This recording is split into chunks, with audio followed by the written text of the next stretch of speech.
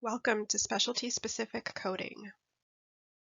On the agenda for this module, we are going to look at a lot of different coding scenarios and code sets that would be used in many of the different specialties that are represented in this class. Although the coding specific to the area might not be related to what you're specifically doing, I still recommend that everybody listen to each section because it is interesting to understand and see what everybody else is required to do and what some of the pitfalls are for everybody and things like that. It just kind of opens your eyes up to the world of coding and to see just how unique everybody is. So on the agenda today, we are going to take a deep dive into primary care, pediatrics, and geriatrics, and we'll take a look at preventive medicine, Medicare wellness, and transitional care management. For PM&R and rheumatology, I'm going to touch slightly on injections. For cardiology, we'll take a look at some of the common procedure code sets. I do want to talk a little bit specifically about the documentation for cath services, and I am going to touch on medical necessity and the use of modifier 26 specifically for cardiology. From there, we're going to jump over to neurology and we'll take a look at Botox, EMG, EEG. We'll take a deep dive in psychiatry, specifically for initial diagnostic evaluation services and psychotherapy. And then at the end of this session, we'll wrap things up with dermatology and we'll take a look at biopsies and some additional common codes.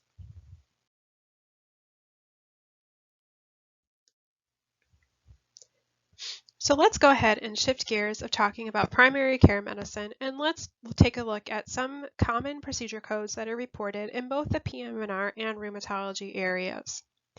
I'm just going to touch slightly on the codes that I most commonly see, or the procedures that I most commonly see reported for these areas, and just give you a quick overview and introduction to what these CPT codes look like and give you some tips and tricks related to these particular services.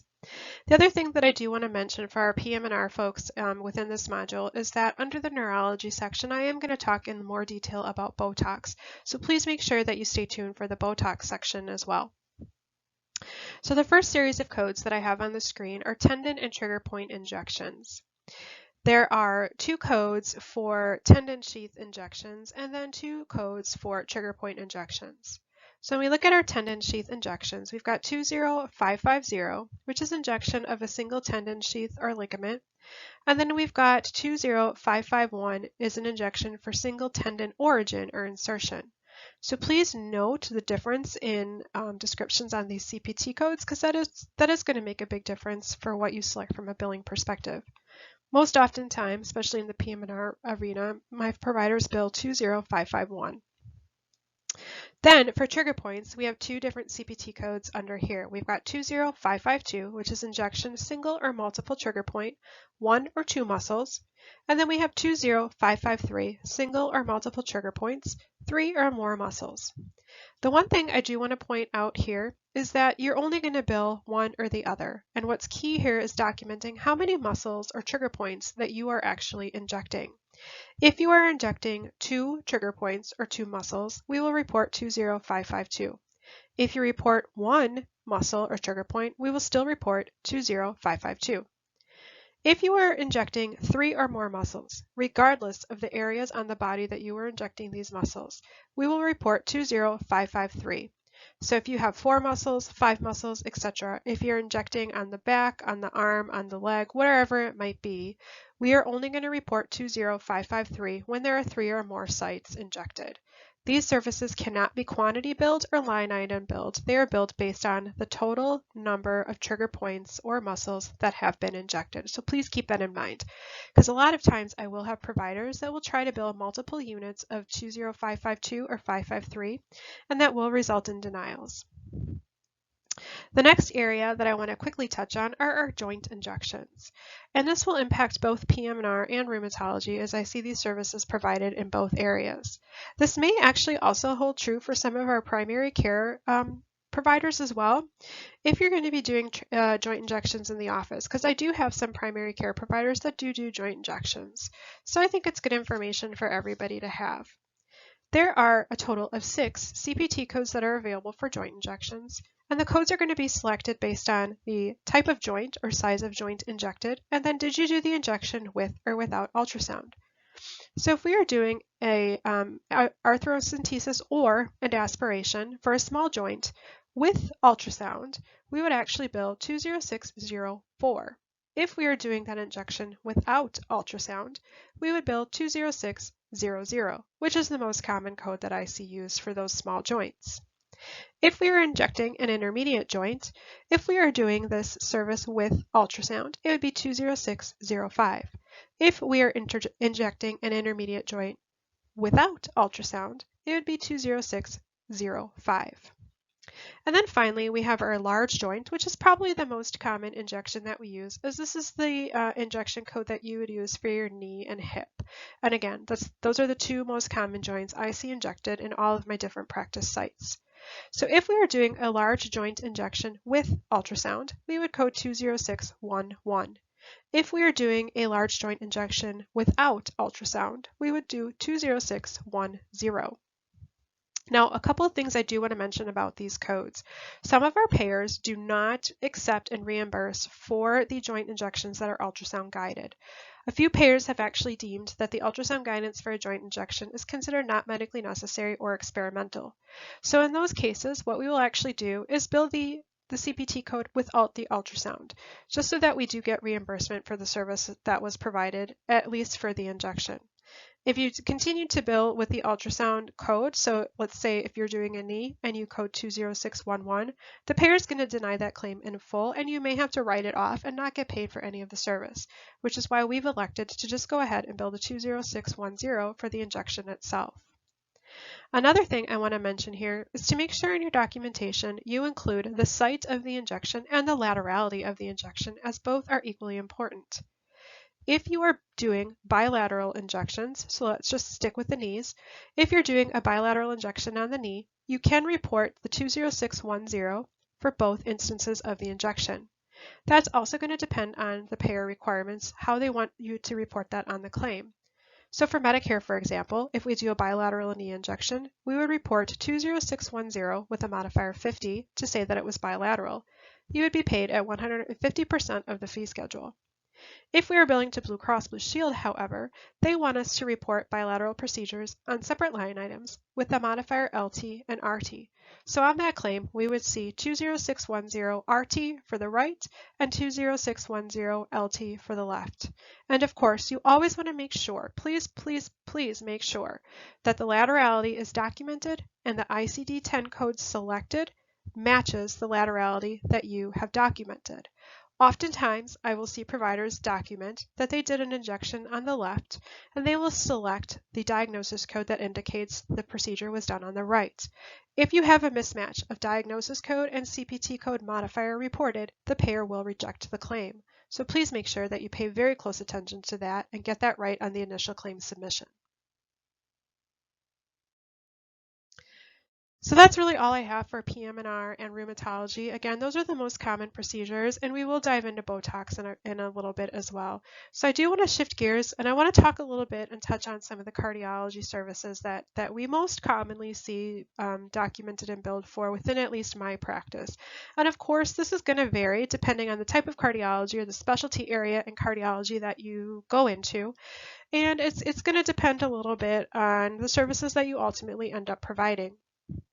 But some of the common cardiology procedures, or the most common cardiology procedures that we see within our group, are things such as cath lab, nuclear medicine, peripheral studies, cardiac and peripheral interventions. And within each of these categories, I have listed the most common CPT codes that you will see billed. I'm going to dive a little bit into a little more detail with the cath lab services, but I do want to just point out that on the nuclear med services, you do want to make sure that you include the codes for the stress agents, which are your A9500 and your A9502. Please make sure to include those for billing, especially if you are providing the nuclear stress test services within your office setting, because that is additional revenue that you don't want to leave on the table. And then the other thing that I want to point out is that these CPT codes are often divided or split up into professional and technical components or a global service. So when you look at the nuclear medicine services, if you are performing the nuclear stress test within your office and you are responsible for the entire cost or overhead related to that service, so you have your tech that is employed under you, you own and purchase the equipment or pay lease or whatnot for that equipment that you're utilizing in your office. If that is the case, we would bill the nuclear medicine service with 93015, which is considered a global charge. So this includes the actual running and performing of the test in addition to your interpretation of the test results. If you are providing the service in the hospital setting, you would see this code split out between 93016 and 93018 for technical and professional services. And most oftentimes, you will see 93018 billed as the professional service code for the interpretation of that nuclear medicine study. And then I also have, again, peripheral study codes that are most common and cardiac and peripheral intervention codes that are most common. So for the cath lab, I did just want to run through the documentation requirements for cardiology specific to the cath lab, because this is probably one of our biggest, most common procedures in our organization. So when you look at the documentation requirements for the cath lab, you do need to list the providers who are involved in the case, the indications of the procedure performed, the access site, catheter placement and reposition, any appropriate angiogram findings, pressure recordings when performed, complications if there were any, drugs administered, and you want to make sure that the drugs administered include the name, dosage, route, and site, closure devices, recommendations, and if by chance there's a hematoma at the access site, make sure you document the size of the hematoma and make sure that documentation is included in centimeters. The other thing I do want to point out about the cath lab is you do want to make sure you're clearly documenting right heart cath versus left heart cath, or right and left heart cath done at the same time. You also want to make sure that you're reporting any devices that were used or placed during the procedure. All of this information is extremely helpful and important in making sure the codes are submitted correctly the first time. All of this information also helps support medical necessity of the procedures. At the bottom of this slide, I've actually provided a list or a link to an article that will walk you through in detail the items that we're looking for in documentation and how we code those. So please, if you have an opportunity, take a look at that, as it is a good reference and resource to have available. Finally, for cardiology, there are two key points that I think everybody needs to understand as you get into practice. And the first, and perhaps the most important, is that of medical necessity. You must make sure that documentation is appropriate. Please document everything as you can for that patient, especially as it relates to diagnoses, signs, symptoms, etc. Medical necessity is probably one of the most challenging areas for our cardiologists today. Not every diagnosis is going to be considered a covered diagnosis for services that you may render. Payers, such as Medicare, have NCD or national coverage decisions and local coverage decisions, and within these documents, they are going to provide the list of procedures that are covered under the document, in addition to the list of diagnosis codes that will support coverage for those procedures. It is extremely important that you read and understand these coverage criteria, because it will impact the way that you place orders, and it will also have an impact on the way that you document for services provided. Remember, if you don't have an ICD-10 code or you don't have medical necessity to support or justify the procedure performed, you may not be paid for those services. Because if it is a Medicare patient and we are not coding to medical necessity, and we have not told, let's say we have not told the patient that they may be responsible for out-of-pocket costs, we cannot bill the patient for those services, and we would end up having to write off those services to medical necessity. So I've actually provided you the link to the complete LCD and NCD listing for Medicare. And then I've also provided you the link to the nuclear medicine NCD, as this is probably the most common procedure that we see denied in our organization. So you definitely want to take time to read that one for sure, because it's going to outline to you what are the covered diagnoses for nuclear medicine studies. Finally, for cardiology, I do just want to touch on the use of modifier 26, as this is a modifier that you will see commonly reported with cardiac services. It's actually reported on just about all of our cardiac services, because many of the cardiac services have a professional and a technical component, which means that the service can be split from a billing perspective. So if you are providing these procedures or performing these procedures in a facility setting, whether it is a hospital inpatient or hospital outpatient facility setting, your services will most likely be billed and reported with a modifier 26. One of the things that I've seen throughout my career is I'll have providers have a large sum of denials, and they'll ask me, why do I have so many denials? I don't understand why I can't get this paid. Depending on the type of service that's being performed, I may look at it and say, well, that's because you need to have a modifier 26 on this. You're not getting paid because the hospital is billing the technical portion and you're billing the professional portion. In order to get paid for your service, you must report this with a modifier 26. We'll append that modifier 26 and then the services will start to get paid.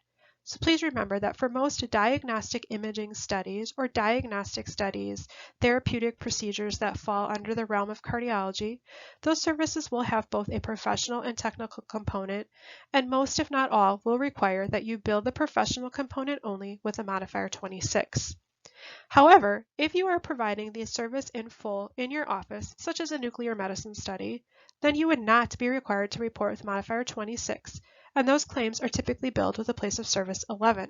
So if you recall from one of our previous discussions, I introduced you to place of service concept. So if you are in a place of service 11, it would be very rare that you would have to bill for a service with a modifier 26. You would bill for the global or total component for that service provided. So let's shift gears to psychiatry, and we're going to talk up first about the diagnostic evaluation services. For diagnostic evaluation services, these consist of two CPT codes.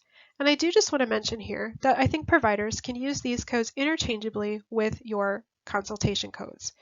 Either one would be appropriate, and I do leave it up to physician preference on which CPT they want to use, but there are some slight differences. So for CPT 90791, this is a diagnostic evaluation defined as an integral biopsychosocial assessment, which includes the following: history, mental status, recommendations, and it may also include communication with caregivers. CPT 90792 is very similar. However, it requires an additional element, and that additional element is that of the physical exam as indicated for the patient. So typically what we see is 90791 is used by psychologists, and 90792 is most often used by our MDs. So if you are an MD providing a diagnostic eval, you should automatically be defaulting to CPT 90792 because you will oftentimes have that physical exam element for your patient. For 90791, below is a list of the documentation requirements. All notes typically have your name, age, sex, date of birth, date of service, chief complaint. We usually find those without any problems. You would have a referral source when it's appropriate, and typically in the inpatient setting, you are being requested to consult on a patient, so usually you'll have the referral source, and you may use these codes for that initial consultation.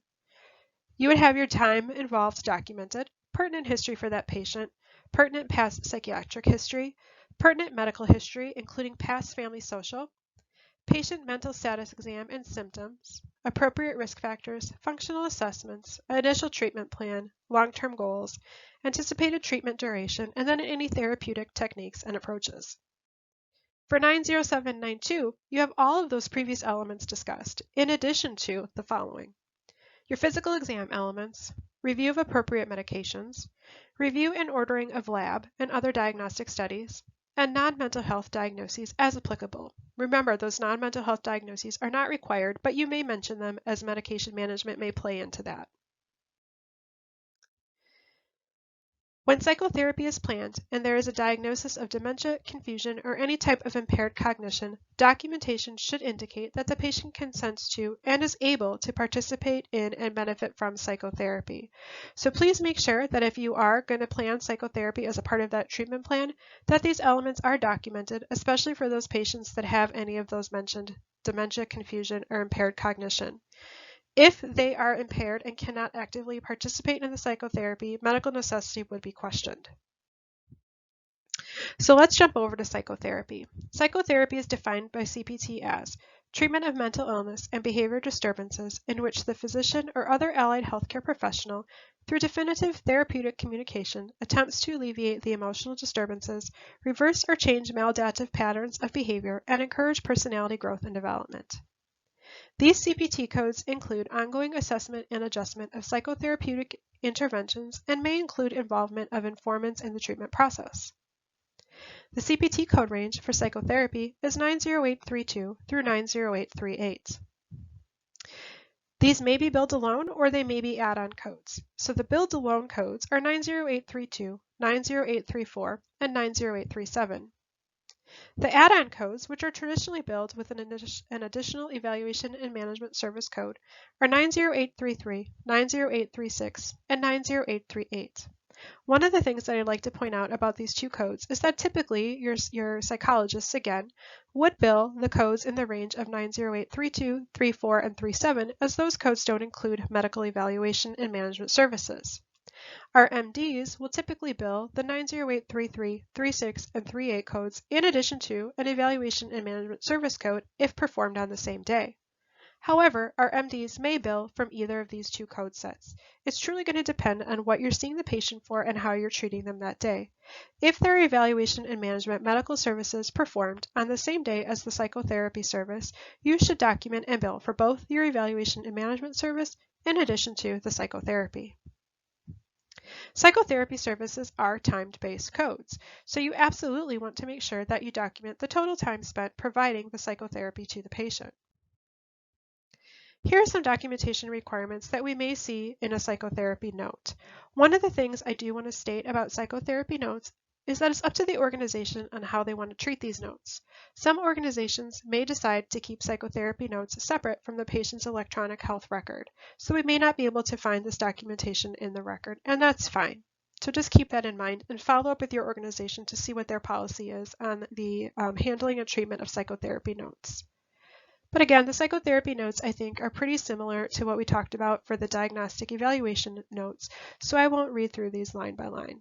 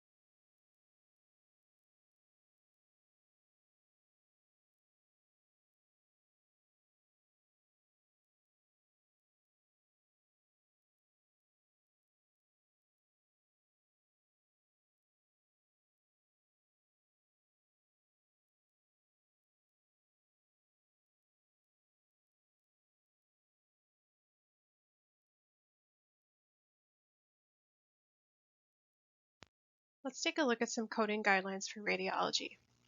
The CPT code range for radiology services is 70000 through 79999.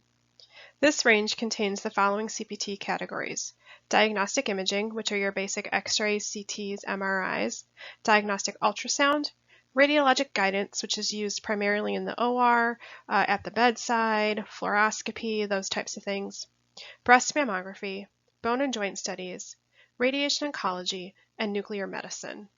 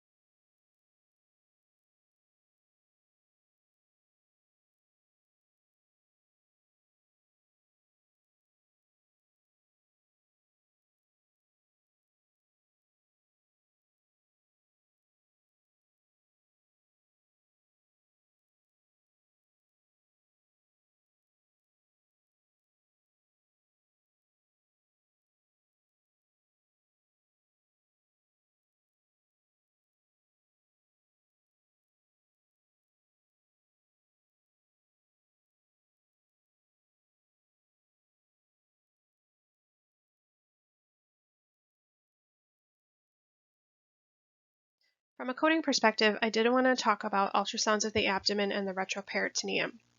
If you're going to order and perform a complete ultrasound of the abdomen, you do need to make sure that all of the elements listed below are imaged and results are documented.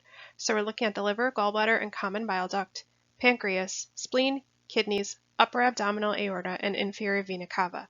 If any of these items are not included in the imaging study, then you would not be able to bill for a complete ultrasound of the abdomen.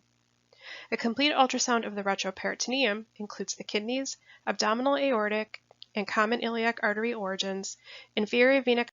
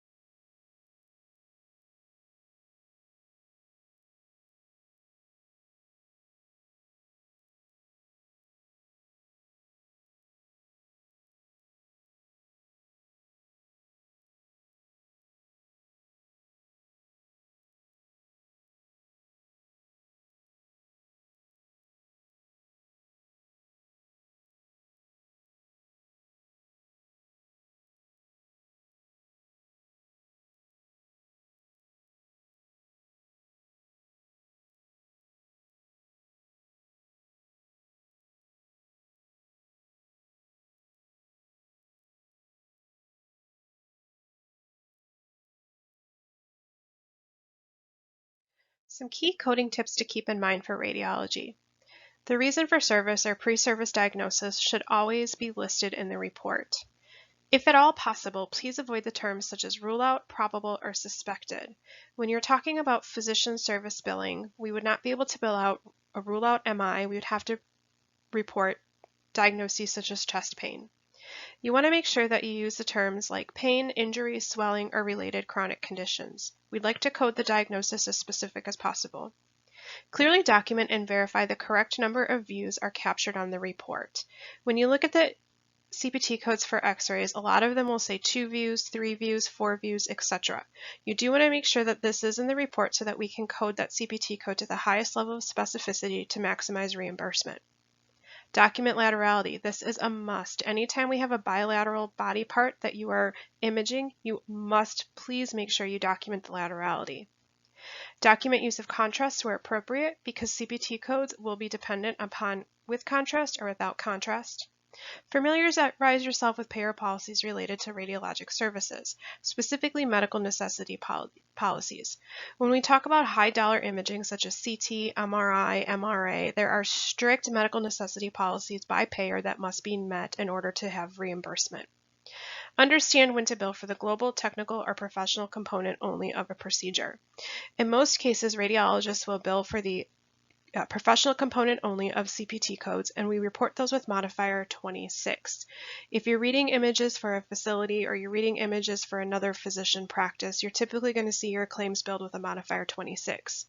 If you don't bill with those modifiers, you may see an increase in global related denials in your practice.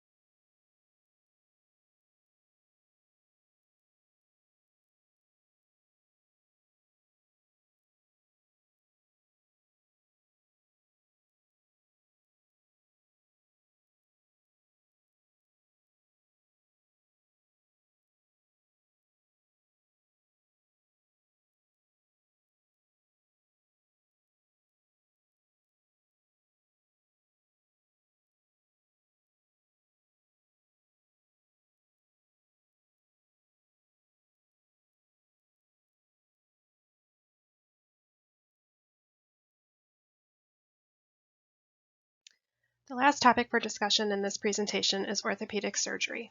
There are a few key concepts in orthopedics that I want to touch on. I won't be going into specific detail on CPT code selection, but I will be going into specific detail on overall coding concepts that do impact orthopedic surgery on a day-to-day basis. The first thing I'm going to talk about is billing an evaluation and management service, or an E&M, and a minor procedure on the same day of service. You need to understand that Medicare guidelines say that the decision to perform a minor surgical procedure is included in the payment for the minor surgical procedure and should not be reported separately as an E&M service.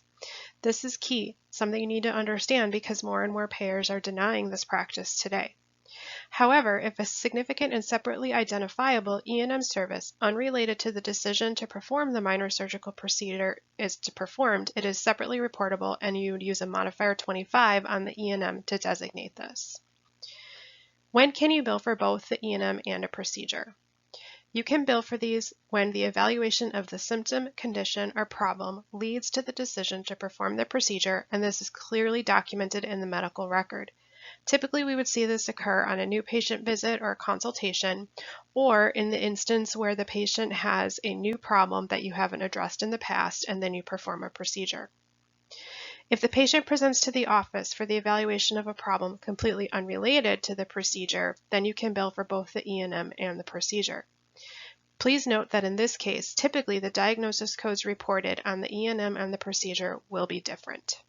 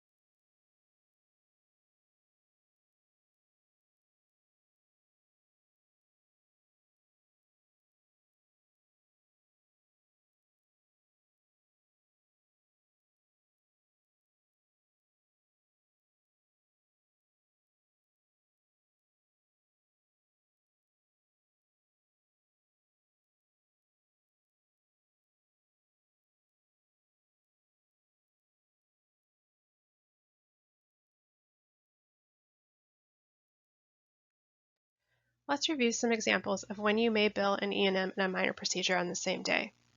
In the first example, the patient presents to the orthopedic surgeon for the evaluation of new onset of knee pain. After evaluating the patient and discussing the possible treatment options, the patient elects for a steroid joint injection.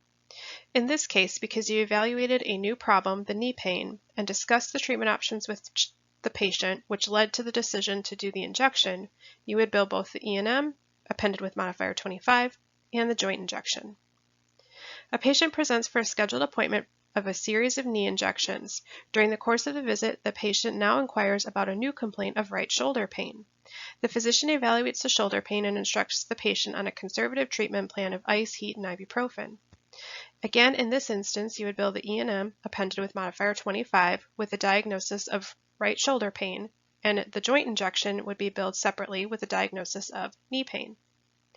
One of the things to keep in mind is that it is not acceptable to bill an E&M for a patient that is scheduled for a procedure-only visit. Again, you can only bill for an E&M if a new or unrelated problem is not being addressed. One of the most common scenarios we see here in the orthopedic office is for those joint injections. So if you have a patient that's coming in, for example, for a scheduled Synvisc injection and it's a 4-series injection, if the patient is scheduled for a procedure only, then you would only bill for that joint injection. You cannot bill a separate E&M unless something new or significantly separately identifiable is addressed during that visit.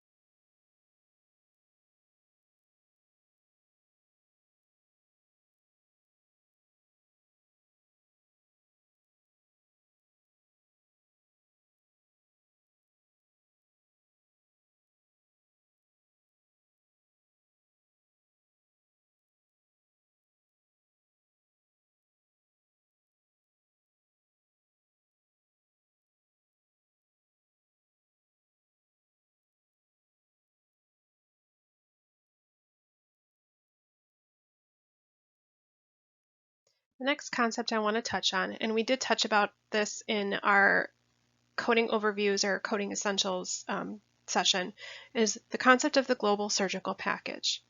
Every procedure defined by a CPT code includes certain elements. These things include the pre-op, intra-op, and post-op work and time. Pre-op work includes things like subsequent to the day of surgery, a related E&M service, which led to the decision for surgery. This would include any mandatory H&Ps that you have to perform for the hospital admission. At the time that you make the decision for surgery, you cannot bill an additional H&P or E&M service for that particular problem. Once you've made that decision for surgery, the global surgical package begins. Intra-op work includes things like local infiltration, your metacarpal metatarsal digital blocks, any topical anesthesia, immediate post-op care, writing orders, evaluating the patient in post-op areas, and pain management services. And that includes catheter placement by the surgeon. You cannot bill for that catheter placement separate. Post-op work includes typical follow-up care, which includes in-office care, including the treatment of post-op complications. So if the patient is coming in with an cellulitis that just requires an antibiotic, it's a standard of care post-op complication that could occur. You cannot bill an E&M separate for that. That is included in the global surgical package. If the patient does require a return to the OR and you perform another procedure during that global period, you can definitely bill for that procedure, and an appropriate modifier would be appended in that case.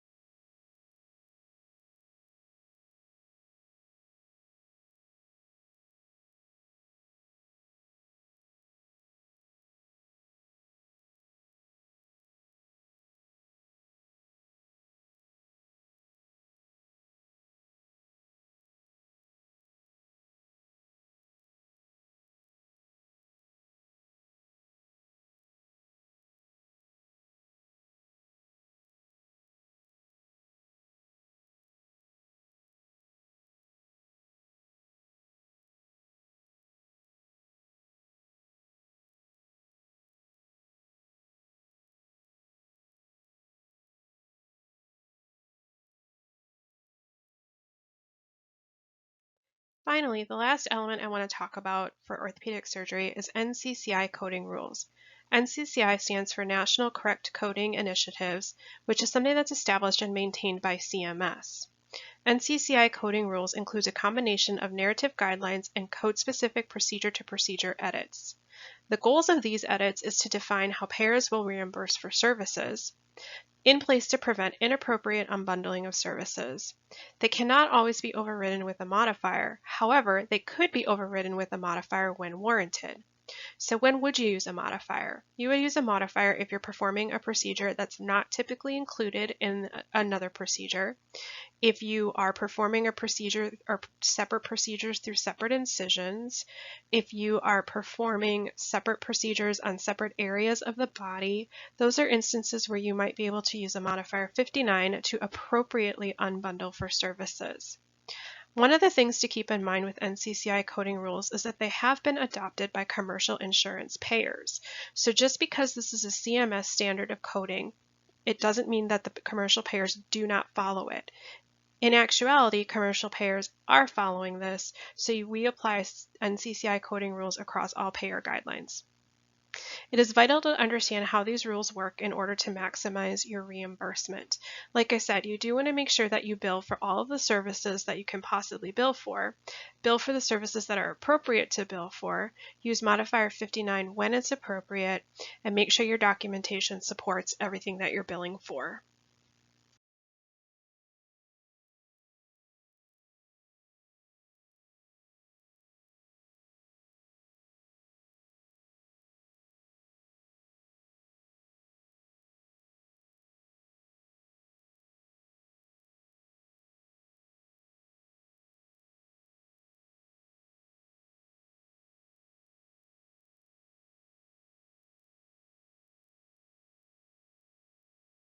take a look at all these different resources. Many of them are actually pulled from your academies, and I do reach out to your academies quite often for additional information, and it's all very, very helpful.